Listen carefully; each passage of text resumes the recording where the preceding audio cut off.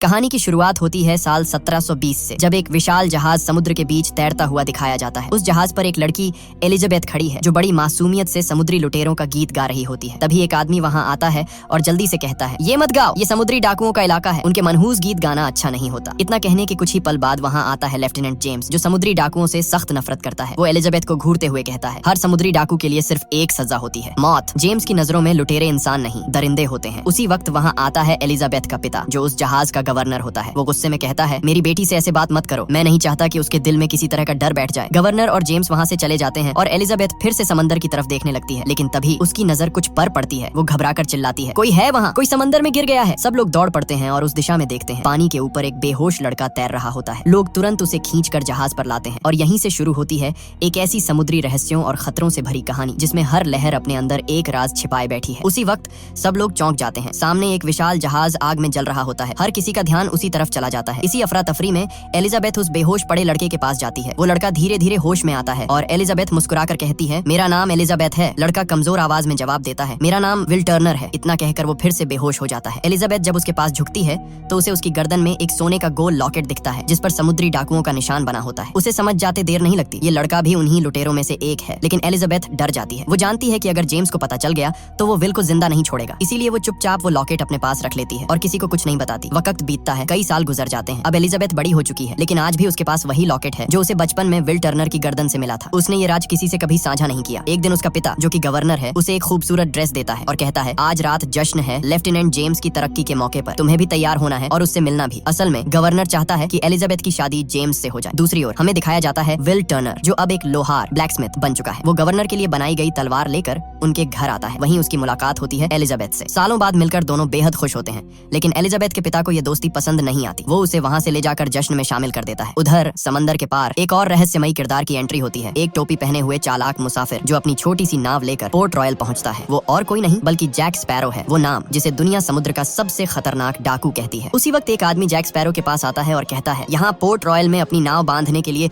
एक silver coin देना पड़ता है। जैक मुस्कुराता है, अपनी जेब से 3 सिल्वर कॉइन निकालता है और मजाकिया अंदाज में कहता है, लो 3 ले लो और मेरा नाम भूल जाना। इतना कहकर वो आगे बढ़ जाता है और जहाज की ओर निकल पड़ता है। थोड़ी ही देर में वहाँ 2 सिपाही पहुँचते हैं। उनमें से एक जैक से पूछता है, तुम यहाँ क्या कर रहे हो? जैक बड़ी मासूमियत से जवाब देता है, बस चोरी करने वाला था। सिपाही एक दूसरे की तरफ देखकर हंसते हैं। उन्हें यकीन ही नहीं होता कि कोई इतनी आसानी से ऐसा कह सकता है। अब कैमरा किले के ऊपर जाता है, जहाँ एलिजाबेथ और लेफ्टिनेंट जेम्स साथ खड़े हैं। जेम्स एलिजाबेथ से अपने प्यार का इजहार कर रहा होता है, लेकिन एलिजाबेथ की ड्रेस इतनी टाइट होती है कि उसे सांस लेने में तकलीफ होने लगती है। वो अचानक चक्कर खाकर गिर जाती है और किले की ऊंची दीवार से नीचे समंदर में जा गिरती है। जैसे ही वो गिरती है, उसकी गर्दन में लटका हुआ वही सोने का लॉकेट, जो समुद्री डाकुओं का निशान लिए हुए था, पानी में डूब जाता है। जैसे ही वो लॉकेट समंदर की गहराइयों में जाता है, पानी के अंदर से एक अजीब सी कंपन और गूंज उठने लगती है, जैसे किसी पुरानी ताकत को उसकी नींद से जगा दिया गया हो। समंदर में एक तेज लहर उठती है, जिसकी गूंज चारों ओर फैल जाती है। उसी वक्त जैक स्पैरो ऊपर से देखता है कि एलिजाबेथ पानी में गिर गई है।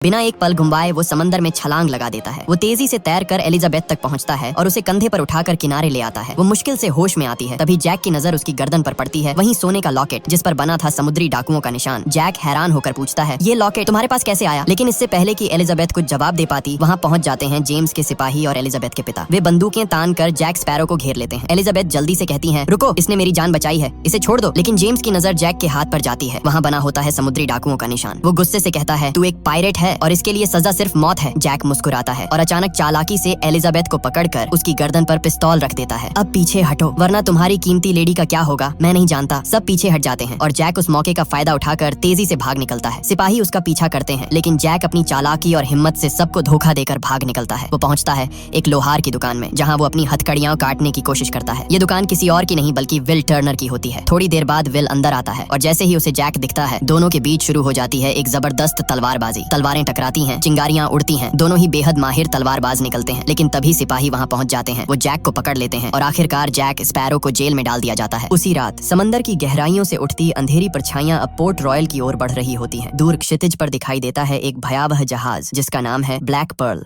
असल में जब एलिजाबेथ समंदर में गिरी थी, तब उसके लॉकेट यानी समुद्री डाकुओं के सोने के सिक्के से एक अजीब सी कंपन और लहरें पूरे समंदर में फैल गई थीं। उन्हीं लहरों ने ब्लैक पर्ल के समुद्री डाकुओं को ये संकेत दिया कि उनका खोया हुआ खजाना यहीं पोर्ट रॉयल में है। और फिर ब्लैक पर्ल के डाकू आधी रात को हमला कर देते हैं। तोपों की आवाज गूंज उठती है, लोग चीखते हुए भाग रहे हैं।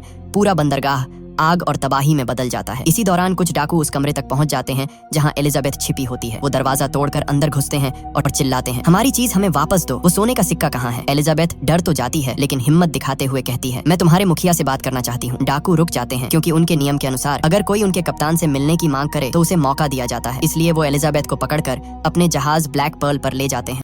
अगली सुबह जब विल टर्नर को पता चलता है कि एलिजाबेथ को समुद्री डाकू उठा ले गए हैं, वो भागा हुआ गवर्नर और जेम्स के पास पहुंचता है। वो कहता है, हमें कुछ करना होगा, एलिजाबेथ खतरे में है। लेकिन कोई उसकी बात नहीं सुनता क्योंकि सब उसे सिर्फ एक लोहार ब्लैकस्मिथ समझते हैं। उसी वक्त एक सिपाही बताता है, कल जेल में बंद जैक स्पैरो ब्लैक पर्ल नाम के जहाज का जिक्र कर रहा था। ये सुनकर विल तुरंत जेल में बंद जैक के पास जाता है। वो कहता है, हमें एलिजाबेथ को बचाना होगा, अगर तुम मेरी मदद करोगे तो मैं तुम्हें यहाँ से आजाद कर दूंगा और तुम्हें एक सुरक्षित जगह तक ले जाऊंगा। जैक मुस्कुराता है लेकिन जैसे ही उसे पता चलता है कि विल का पूरा नाम विल टर्नर है, वो चौंक उठता है। टर्नर यानी तुम बोटस्ट्रैप टर्नर के बेटे हो? उसे समझ आ जाता है कि ये वही खून है जो कभी समुद्री डाकुओं के दल का हिस्सा था। विल जैक को जेल से निकालता है और दोनों मिलकर पहुंचते हैं एक विशाल जहाज डॉन्टलेस पर। वो उसे चुराने की योजना बनाते हैं लेकिन तभी जेम्स को पता चल जाता है कि जैक और विल जहाज चुराने वाले हैं। वो अपने सारे सिपाहियों को आदेश देता है, सब के सब तुरंत डॉन्टलेस पर पहुंचो। पर जेम्स नहीं जानता था कि ये सब जैक स्पैरो की एक और चालाकी भरी चाल थी। अब कहानी और भी रोमांचक मोड़ लेती है। जब जेम्स अपने सारे सिपाहियों को डॉन्टलेस पर भेज देता है तो उसी वक्त जैक स्पैरो और विल टर्नर चुपके से एक और जहाज इंटरसेप्टर पर चढ़ जाते हैं। सबकी नजरों के सामने बिना किसी डर के दोनों उस जहाज को चुरा लेते हैं और समंदर की लहरों में निकल पड़ते हैं। रास्ते में विल हैरानी से पूछता है, जब तुम्हें मेरा नाम पता चला तब तुमने मेरी मदद करने का फैसला क्यों किया? जैक मुस्कुराता है और जवाब देता है, क्योंकि तुम एक लोहार के बेटे नहीं हो, तुम एक समुद्री डाकू के बेटे हो। तुम्हारे पिता का नाम था बूटस्ट्रैप टर्नर जो कभी ब्लैक पर्ल जहाज के दल का हिस्सा था। ये सुनकर विल सन्न रह जाता है। जिस पिता को वो हमेशा एक साधारण आदमी समझता था वो असल में एक भयभीत करने वाला समुद्री डाकू निकला। थोड़ी देर बाद दोनों एक टापू आइलैंड पर पहुंचते हैं जहां जैक अपने पुराने साथियों से मिलता है। वो कहता है, हमें ब्लैक पर्ल तक पहुंचना होगा, हम वहां के कप्तान हेक्टर बारबोसा से सौदा करेंगे और सही वक्त पर उसका जहाज छीन लेंगे। विल थोड़ा घबराकर कहता है, बारबोसा कभी हमें ब्लैक पर्ल नहीं देगा। जैक आंखों में चालाक चमक के साथ कहता है, दे देगा, क्योंकि उसे चाहिए बूटस्ट्रैप टर्नर का बेटा। विल टर्नर, हम उसे तुम देंगे और बदले में लेंगे ब्लैक पर्ल। उधर ब्लैक पर्ल पर एलिजाबेथ को कैप्टन बारबोसा के सामने लाया जाता है। वो गुस्से में कहती है, मैंने तुम्हें तुम्हारा सोने का सिक्का लौटा दिया है, अब मुझे जाने दो। बारबोसा ठंडी मुस्कान के साथ एलिजाबेथ की ओर देखता है और कहता है, ये कोई साधारण सोने का सिक्का नहीं है, ये सिक्का है एजटेक के शापित खजाने का हिस्सा। वो धीरे धीरे आगे बढ़ता है और समझाना शुरू करता है, एक समय था जब 882 सोने के सिक्के एजटेक देवताओं ने कोर्टेस को दिए थे ताकि वो एजटेक लोगों का नरसंहार बंद कर दे। लेकिन उसने वो सिक्के तो ले लिए पर खून खराबा बंद नहीं किया। उसकी इसी लालच और विश्वासघात के कारण देवताओं ने उन सिक्कों पर एक भयानक श्राप लगा दिया। अगर कोई इंसान उन सिक्कों में से एक भी सिक्का चुरा ले तो उसे हमेशा हमेशा के लिए सजा भुगतनी पड़ेगी, दुनिया के अंत तक। बारबोसा आगे कहता है, हम भी उस खजाने के बारे में जानते थे। हमने वो 822 सिक्कों वाला संदूक लूटा और उसके साथ जो भी सोना था सब छीन लिया। हमने उस दौलत को शराब, औरतों और ऐशो आराम में उड़ा दिया। लेकिन फिर भी हमारी भूख कभी खत्म नहीं हुई। उसकी आवाज भारी हो जाती है क्योंकि हम श्रापित हैं। हम मर नहीं सकते, खा नहीं सकते, महसूस नहीं कर सकते। हमारी आत्माएं इस सोने से बंधी हुई हैं। फिर वो एलिजाबेथ की आंखों में देखकर कहता है, और अब इस श्राप से मुक्त होने के लिए हमें सारे 822 सिक्के और उस श्राप को तोड़ने वाला खून चाहिए। और अब जब वो सिक्का तुम्हारे पास है तो तुम्हारा खून ही हमारी आजादी की कुंजी बनेगा। ये सुनते ही एलिजाबेथ घबरा जाती है। वो झट से बारबोसा को चाकू मारती है और वहाँ से भाग निकलती है। लेकिन जैसे ही वो जहाज के बाहर आती है वो स्तब्ध रह जाती है क्योंकि वहाँ एक भी इंसान नहीं होता। हर तरफ सिर्फ कंकाल स्केलेटन चलते हुए दिखाई देते हैं। हड्डियां आपस में टकरा रही हैं और चांदनी में उनकी चमक डरावनी रोशनी की तरह फैल रही होती है। एलिजाबेथ की सांसें तेज हो जाती हैं और तभी उसके पीछे से आवाज आती है, कहा था ना हम मरे हुए नहीं हैं। वो मुड़ती है और पीछे खड़ा होता है कैप्टन बारबोसा जो अब पूरी तरह से कंकाल बन चुका होता है। वो कहता है कि मैं कई सालों से प्यासा हूँ लेकिन अपनी प्यास बुझा नहीं सकता। कई सालों से भूखा हूँ लेकिन मेरी भूख खत्म नहीं होती। मैं कई सालों से मरना चाहता हूँ लेकिन मर नहीं सकता। मुझे अब कुछ महसूस नहीं होता। बस अब मैं इस श्राप से मुक्त होना चाहता हूँ, हमेशा के लिए आजाद होना चाहता हूँ। इतना कहते ही बारबोसा भी चांदनी में आता है और अपने साथियों की तरह कंकाल बन जाता है। दूसरी तरफ जैक स्पैरो और उसके साथी दिखाए जाते हैं जो अपने जहाज से ब्लैक पर्ल की तरफ बढ़ रहे हैं। इसी दौरान विल को जैक का दोस्त बताता है कि जैक स्पैरो कभी ब्लैक पर्ल का कप्तान हुआ करता था लेकिन उसके अपने ही साथियों ने उसके साथ धोखा किया और उसे एक वीरान टापू पर मरने के लिए छोड़ दिया। मगर जैक किसी तरह वहां से बच निकला और अब बारबोसा से बदला लेना चाहता है जो अब ब्लैक पर्ल का कप्तान है। इधर बारबोसा उस गुफा में पहुंचता है जहां 881 सोने के सिक्के रखे हुए हैं। वो कहता है, हमने वो सारे सिक्के वापस रख दिए जो हमने खर्च किए थे। अब बस आखिरी सिक्का लौटाना है ताकि हम इस श्राप से आजाद हो सकें। तभी जैक स्पैरो और विल भी वहां पहुंच जाते हैं। बारबोसा एलिजाबेथ का हाथ काटकर उसका खून उस डिब्बे में डालता है जिसमें सिक्के रखे हैं लेकिन कुछ नहीं होता, श्राप खत्म नहीं होता।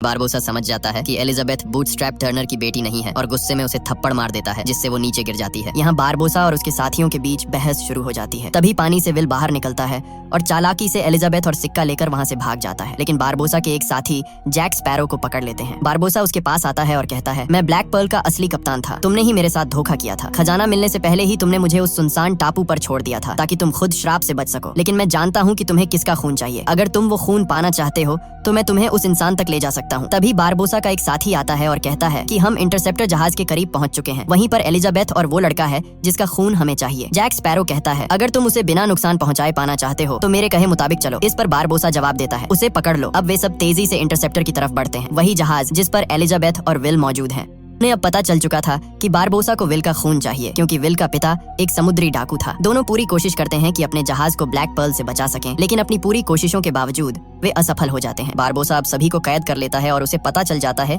कि बूटस्ट्रैप टर्नर का बेटा असल में विल टर्नर ही है, जो अब उनके कब्जे में है। इसके बाद बारबोसा सबसे पहले एलिजाबेथ को पानी में फेंक देता है। फिर वह जैक स्पैरो की ओर देखकर कहता है, शायद तुम भूल गए हो, ये वही द्वीप है जहाँ मैंने तुम्हें पिछली बार छोड़ा था, लेकिन इस बार तुम बच नहीं पाओगे। इतना कहकर बारबोसा जैक स्पैरो को भी समुद्र में फेंक देता है। एलिजाबेथ और जैक फिर से उसी सुनसान द्वीप पर फंस जाते हैं जहां पहले जैक फंसा था। वहां पर जैक का पुराना शराब का जखीरा भी होता है, जिसे अगले दिन एलिजाबेथ जला देती है ताकि धुआं और आग देखकर कोई जहाज उन्हें देख सके। जल्द ही आग की लपटें देखकर एक जहाज उनकी तरफ आता है। उस पर जेम्स और एलिजाबेथ के पिता मौजूद होते हैं। वो दोनों जैक स्पैरो और एलिजाबेथ को उस द्वीप से निकालकर अपने जहाज पर ले आते हैं। वहीं एलिजाबेथ जेम्स से कहती है, हमें ब्लैक पर्ल का पीछा करना चाहिए क्योंकि वहीं पर विल है। लेकिन जेम्स एलिजाबेथ की बात नहीं मानता और कहता है कि हमें अपनी सुरक्षा का ख्याल रखना चाहिए। लेकिन जब एलिजाबेथ यह कहती है, अगर तुम ऐसा करोगे तो मैं तुमसे शादी कर लूंगी, तो जेम्स तुरंत मान जाता है। अब उसका बड़ा जहाज ब्लैक पर्ल का पीछा करना शुरू करता है। कुछ ही देर में वे उस जगह पहुंच जाते हैं जहां ब्लैक पर्ल खड़ा होता है। वहाँ सारे समुद्री डाकू गुफाओं के अंदर होते हैं, जहाँ सोने चांदी के खजाने और वो शापित सिक्के रखे होते हैं। जैक स्पैरो एक योजना बनाता है। वह जेम्स से कहता है, मैं गुफा के अंदर जाकर बारबोसा से बात करूंगा, तुम अपने जहाज के सैनिकों को तैयार रखना। जैसे ही मैं कहूँ तुम उन समुद्री डाकुओं पर हमला करना जो गुफा से बाहर आएंगे। इसके बाद जैक स्पैरो चुपचाप गुफा के अंदर चला जाता है, जहाँ वह देखता है कि बारबोसा का एक साथी विल टर्नर की गर्दन काटने ही वाला होता है ताकि उनका शाप समाप्त हो सके। जैक तुरंत उसे रोक देता है और कहता है, अगर तुम लोग इस श्राप से मुक्त भी हो गए तो भी बच नहीं पाओगे। बाहर डॉन्टलेस जहाज तुम्हारा इंतजार कर रहा है। शाप से आजाद होते ही जब तुम आम कपड़ों में निकलोगे तो जेम्स और उसके सिपाहियों ने तुम्हें मार डालना तय कर रखा है। इसीलिए योजना सीधी है, पहले डॉन्टलेस को जब्त करो। एक जहाज तुम्हारा, एक जहाज हमारे पास, ताकत दोगुनी। मुझे ब्लैक पर्ल का कप्तान बना दो, मैं हमेशा तुम्हारे अधीन काम करूंगा और जो लूट मैं करूंगा उसका 10% तुम्हें दूंगा। समझो कि जैक एक सिक्का उनके खजाने से चुराता है और अगर वे आखिरी सिक्का भी निकाल दें तो भी उस शाप से वे कभी मुक्त नहीं होंगे। बारबोसा जैक की बात से सहमत हो जाता है और अपने सारे समुद्री डाकुओं को भेज देता है। चांदनी में उनका असली रूप सामने आता है, हड्डियों के कंकाल। रात होते ही वे सोल्जरों पर हावी हो जाते हैं और जहाज का कब्जा कर लेते हैं। वहीं गुफ्त में जैक स्पैरो और बारबोसा के बीच भयंकर टकराव शुरू होता है, मगर बारबोसा अब इंसान नहीं रहा। लड़ाई में दरारें, चिंगारियां और समुद्र की चीखें एक हो जाती हैं। हर कदम पर खतरा, हर मोड़ पर धोखा, और तुम्हें अब या तो जीतना होगा या फिर शाप की काली छाया के सामने आत्मसमर्पण कर देना होगा। बारबोसा को मारा नहीं जा सकता था। लड़ाई के दौरान वह अपनी तलवार सीधा जैक स्पैरो के शरीर के आर पार कर देता है, मगर तभी जैक चांदनी में आता है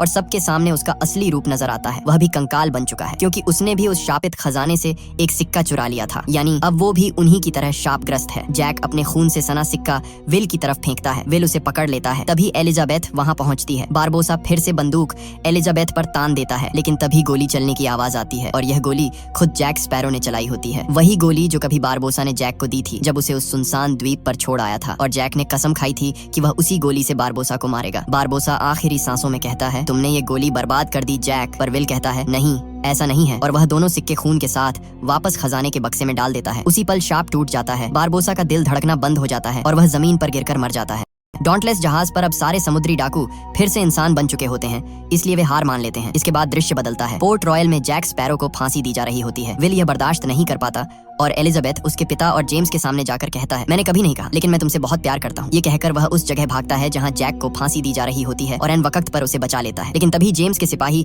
चारों ओर से उन्हें घेर लेते हैं। एलिजाबेथ और उसके पिता भी वहाँ पहुँचते हैं और सबके सामने एलिजाबेथ कहती है, मैं भी तुमसे प्यार करती हूँ विल। उधर जैक को पास ही अपने तोते को उड़ता हुआ दिखता है। वह समझ जाता है कि उसके साथी पास ही है, इसलिए वह किले की ऊंची दीवार से कूदकर सीधे समुद्र में जा गिरता है। और तभी लहरों के बीच से ब्लैक पर्ल जहाज दिखाई देता है। उसका अपना जहाज, उसके साथी उसे लेने आ चुके हैं। ऊपर किले में जेम्स विल को माफ कर देता है और एलिजाबेथ के पिता भी दोनों की शादी के लिए राजी हो जाते हैं। अंत में हम देखते हैं जैक स्पैरो ब्लैक पर्ल के डेक पर खड़ा है, हवा उसके बालों से खेल रही है और उसके साथ ही उसे फिर से कैप्टन जैक स्पैरो बना देते हैं और यहीं से समुद्र की एक नई दास्तान की शुरुआत होती है। ये कहानी पिछली फिल्म के आगे से शुरू होती है जहां बिल और एलिजाबेथ की शादी का दिन होता है, लेकिन तभी वहां आ पहुंचता है ईस्ट इंडिया कंपनी का चेयरमैन लॉर्ड कटलर बेकट। आते ही वो एलिजाबेथ और विल दोनों को गिरफ्तार करवा देता है क्योंकि उन्होंने जैक स्पैरो को भागने में मदद की थी। उसके पास जेम्स नॉरिंगटन को गिरफ्तार करने का वारंट भी था क्योंकि वो अपना काम ठीक से नहीं कर पाया था, लेकिन जेम्स उससे पहले ही समुद्र में कूद जाता है और खुद जैक स्पैरो को पकड़ने के लिए निकल पड़ता है अपनी नौकरी से इस्तीफा देकर। अब विल और एलिजाबेथ को उनके गुनाह की सजा के तौर पर मौत दी जानी थी, लेकिन अगले दिन कटलर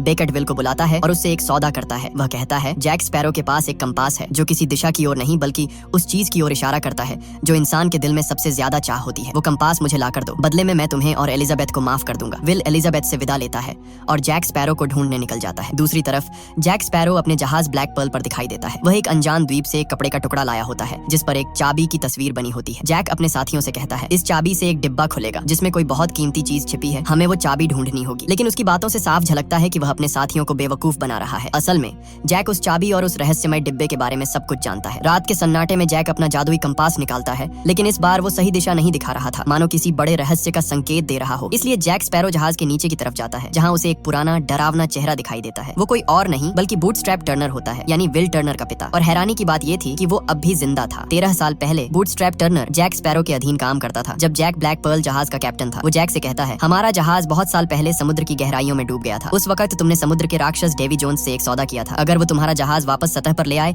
तो तुम्हें 13 साल तक ब्लैक पर्ल का कप्तान बनने का अधिकार मिलेगा, लेकिन उसके बाद तुम्हें अपनी आत्मा उसे देनी होगी और उसकी जहाज पर उसके गुलाम बनकर काम करना होगा। अब वो 13 साल पूरे हो चुके हैं। बूटस्ट्रैप आगे कहता है अगर तुमने डेवी जोन्स की गुलामी स्वीकार नहीं की तो वो समुद्र का सबसे भयानक राक्षस क्रैकेन तुम्हारे पीछे भेज देगा और वो तुम्हें और तुम्हारे जहाज ब्लैक पर्ल को समुद्र की गहराइयों में खींच ले जाएगा। बूटस्ट्रैप खुद भी अपनी जान बचाने के लिए डेवी जोन्स के साथ सौदा कर चुका था। वो जैक का हाथ पकड़कर उस पर एक काला निशान बना देता है। इसका मतलब था कि अब डेवी जोन्स हमेशा उसकी लोकेशन जान सकता है और क्रैकेन कभी भी आकर उस पर हमला कर सकता है। ये कहकर बूटस्ट्रैप गायब हो जाता है। जैक अब बुरी तरह डर चुका था। वो अपने साथियों से कहता है जहाज को तुरंत किसी और दिशा में ले चलो। उसी वक्त बारबोसा का शरारती बंदर जो अब भी जहाज पर था जैक की टोपी चुरा लेता है और उसे समुद्र में फेंक देता है। बाद में वो टोपी दूसरे नाविकों को मिलती है, लेकिन जैसे ही उनमें से एक नाविक उसे पहनता है समुद्र की गहराइयों से क्रैकेन उभर आता है और पलक झपकते ही उनका जहाज निगल जाता है। दूसरी तरफ फोर्ट रॉयल में एलिजाबेथ के पिता उसे चुपके से भागने में मदद कर रहे थे और आखिरकार एलिजाबेथ वहां से भाग निकलती है। उसका एक ही मकसद था विल तक पहुंचना ताकि उनकी सजा माफ हो सके। उधर विल एक द्वीप पर ब्लैक पर्ल जहाज को देखता है। जैक स्पैरो उस वक्त समुद्र से दूर था क्योंकि वो क्रैकेन से जान बचा रहा था। विल उस द्वीप की तलाश में निकलता है, लेकिन तभी कुछ आदिवासी उसे पकड़ लेते हैं। ये सब आदिवासी नरभक्षी थे जो इंसानों को ही खा जाते थे। वो विल को अपनी जनजाति के पास ले जाते हैं। वहाँ विल को देखकर झटका लगता है क्योंकि उनका राजा कोई और नहीं बल्कि जैक स्पैरो था। विल हैरान होकर जैक से कहता है मुझे तुम्हारा कंपास चाहिए। मैं और एलिजाबेथ ने तुम्हें भागने में मदद की थी और अब उसी की वजह से एलिजाबेथ को फांसी दी जाने वाली है। अगर तुम सच में उसे बचाना चाहते हो तो मुझे वो कंपास दे दो। लेकिन जैक चालाकी से मुस्कुराता है और कुछ ऐसा कहता है जो समझ नहीं आता। फिर वो अपने आदमियों को इशारा करता है और विल को कैद में डाल दिया जाता है। वो देखता है कि वहाँ पहले से ही जैक के बाकी साथी भी पिंजरे में बंद हैं, लकड़ी के बने पिंजरों में जो हड्डियों से टंगे हुए थे। वो आदिवासी कहते हैं कि उन्होंने जैक स्पैरो को अपना राजा इसलिए बनाया है क्योंकि उनके मुताबिक जैक के अंदर कोई पवित्र आत्मा है जिसे मुक्त करना जरूरी है। लेकिन मुक्त करने का उनका मतलब था उसे खा जाना, यानी अब वो जैक की बलि देने की तैयारी कर रहे थे। सारे आदिवासी मिलकर जैक को मारने की रस्म की तैयारी करने लगते हैं। तभी एक आदिवासी वहाँ आता है और कहता है कि जो लोग पिंजरे में बंद थे यानी जैक के साथी वो सब भागने की कोशिश कर रहे हैं। ये सुनते ही पूरी जनजाति उन्हें पकड़ने के लिए वहाँ से निकल जाती है। इस मौके का फायदा उठाकर जैक भी अपनी जान बचाने के लिए भाग निकलता है। काफी मुश्किलों और चालाकी से रास्ता बनाते हुए जैक, विल और बाकी साथी किसी तरह ब्लैक पर्ल जहाज तक पहुंच जाते हैं और उस श्रापित द्वीप से निकल भागते हैं। जहाज पर पहुंचते ही जैक विल को बताता है लॉर्ड कटलर को मेरे कंपास से मतलब नहीं है। असल में वो उस खजाने को चाहता है जिसकी दिशा ये कंपास दिखा सकता है, लेकिन उस खजाने तक पहुंचने के लिए हमें पहले उसकी चाबी ढूंढनी होगी और इसके लिए हमें मिलना होगा टिया डाल्मा से। थोड़ी देर बाद सब लोग टिया डाल्मा के घर पहुंचते हैं जो एक रहस्यमयी जादूगरनी होती है, वही औरत जिसने जैक को उसका जादुई कंपास दिया था। टिया डाल्मा समझाती है ये कंपास किसी दिशा को नहीं दिखाता बल्कि वो दिखाता है जिसकी इंसान के दिल में सबसे गहरी चाह होती है। लेकिन जैक के मन में उस चाबी को ढूंढने की सच्ची इच्छा नहीं थी, इसलिए कंपास उसे रास्ता नहीं दिखा रहा था। फिर टिया डाल्मा एक और बड़ा राज बताती है, जिस संदूक को तुम ढूंढ रहे हो वो कोई साधारण संदूक नहीं है, उसमें डेवी जोन्स का दिल बंद है और उस संदूक की चाबी सिर्फ डेवी जोन्स के पास है। टिया डाल्मा जैक स्पैरो को एक छोटा सा जार देती है जिसमें मिट्टी भरी होती है। वो मुस्कुराते हुए कहती है, जब तक ये जमीन तुम्हारे पास है, डेवी जोन्स कभी जमीन पर कदम नहीं रख सकता, और जब तक वो जमीन पर नहीं आ सकता, तुम सुरक्षित रहोगे। साथ ही वो डेवी जोन्स के जहाज दी फ्लाइंग डचमैन की लोकेशन भी बता देती है। जैक और उसकी टोली उस जगह की तरफ निकल पड़ते हैं। वहाँ पहुंचकर विल देखता है कि एक टूटा फूटा जहाज पानी की सतह पर तैर रहा है। विल कहता है, मैं उस जहाज पर जाऊंगा और किसी भी हाल में वो चाबी ढूंढ निकालूंगा। जैक मुस्कुराकर कहता है, अगर तुम पकड़े गए तो बस ये कहना कि जैक स्पैरो ने तुम्हें अपना कर्ज चुकाने के लिए भेजा है। विल उस जहाज की ओर बढ़ता है, लेकिन तभी समुद्र की गहराइयों से असल जहाज ऊपर आता है। वो था फ्लाइंग डचमैन। उस जहाज पर अजीबो गरीब समुद्री जीव जैसे लोग सवार थे, आधे इंसान आधे समुद्री राक्षस। वो विल को पकड़ लेते हैं और उसे डेवी जोन्स के सामने लाते हैं। डेवी जोन्स इंसान नहीं था, उसका चेहरा ऑक्टोपस की तरह था और उसकी आवाज भारी लेकिन इंसानी थी। विल हिम्मत जुटाकर कहता है, जैक स्पैरो ने मुझे भेजा है उसका कर्ज चुकाने के लिए। डेवी जोन्स टेलीस्कोप निकालकर दूर देखता है। वो देखता है कि ब्लैक पर्ल जहाज पर जैक भी उसी की तरफ देख रहा है। अगले ही पल डेवी जोन्स अचानक ब्लैक पर्ल पर प्रकट हो जाता है, यानी उसके पास टेलीपोर्ट करने जैसी रहस्यमयी शक्तियां थीं।